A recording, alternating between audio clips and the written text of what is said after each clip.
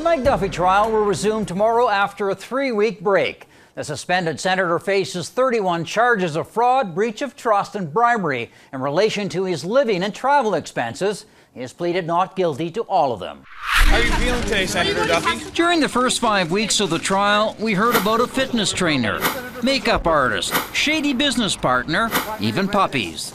The suspended senator has so far remained tight-lipped. I know you want to talk, Mr. Duffy. But a star high-profile lawyer, Donald Bain, has been grilling witnesses on the stand, trying to put the entire Senate on trial, arguing the rules are unclear on things like residency and travel expenses. Stay tuned. And those rules will be front and center in the Auditor General's report due out in the next 2 weeks, all on the senator's expenses. 9 of them might receive the same police scrutiny as Duffy. So how will that audit affect Duffy's verdict?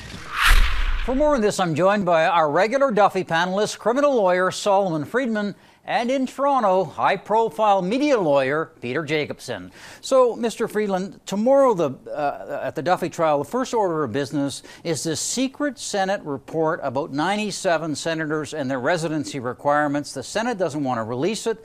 And the Duffy's lawyers are saying that it could prove it's innocent. What's at issue here? Yeah, this is a fascinating issue that sort of came out of left field here.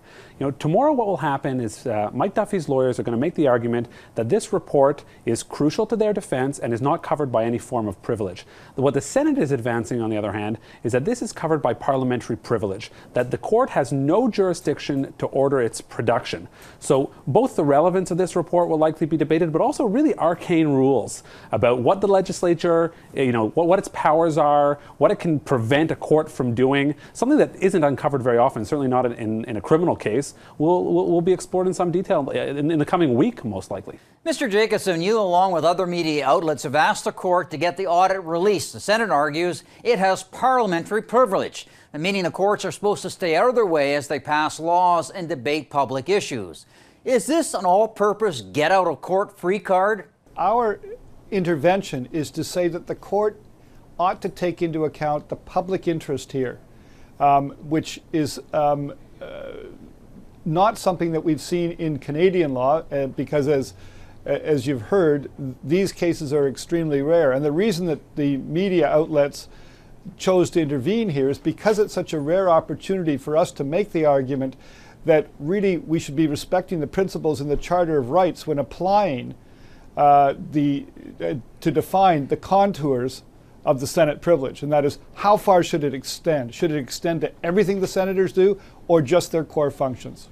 And your point is that in this day and age, parliamentary privilege should really just be focused on what a member of Parliament can say in the House of Commons, the freedom to be able to say whatever they want in the House of Commons, but not to try to hide reports from the public, since their job is to represent the public. That's right. And the old view of Senate privilege or parliamentary privilege, when people said it encompassed everything, really rose out of the divine right of kings back with James I. But we've now evolved to the point where we don't regard these people as royalty anymore, or as necessarily as people who are above other people in our society.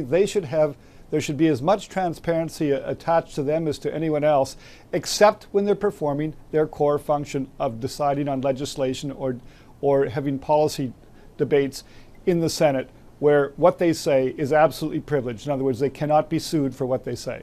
So, Mr. Solomon, the Senate is saying that there's no trouble really with the contents of this report. They are staking the ground on a higher principle of parliamentary privilege. But as Peter is pointing out, the law has changed and public perception has changed.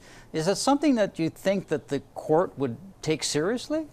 You know, the court is certainly going to be very receptive to any argument from the defense that goes along the line of, this is material that could be not only germane, but could go to the actual guilt or innocence of the accused before the court, right? So while the court is going to respect any legal privilege, just like it would respect a solicitor-client privilege or an informer privilege, that's going to be the main issue that Duffy is going to advance. But on the other hand, this is really uncharted territory. Parliamentary privilege hasn't been raised, in this form in a very long time. But when Canadians Canadians think about, what does Parliament do, the Senate or the House of Commons? They think about passing laws. They don't think about auditing themselves. So should an internal audit be subject to parliamentary privilege? Well, that's a decision that Justice Vaillancourt's going to have to make. Sources have told me the Auditor General's office has asked for 2 legal opinions from 2 different law firms about its upcoming audit and the effect that it might have on the Mike Duffy trial and on Patrick Brazeau's trial, because both of them have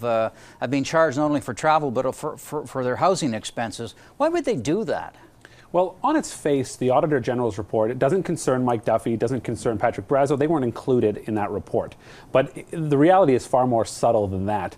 So this could be very interesting in terms of how it impacts the trial. After all, Mike Duffy's defense here isn't that his hands are, completely clean. It's that whatever he did because of vague, unclear Senate rules without the intent to defraud. So certainly the AG, if they're going to be leveling charges, essentially, they don't charge, but they'll be recommending charges on the basis of apparent criminal conduct. They're going to want to know, where does Mike Duffy fall in that spectrum, where charges actually have been laid. So it'll be interesting. Is this a tool that the prosecution can use? Is it one that the defense can use? When that report is finally tabled, it'll be fascinating for this criminal trial. Well, it is certainly going to be a fascinating week. Thank you very much. Thank you. Thank you.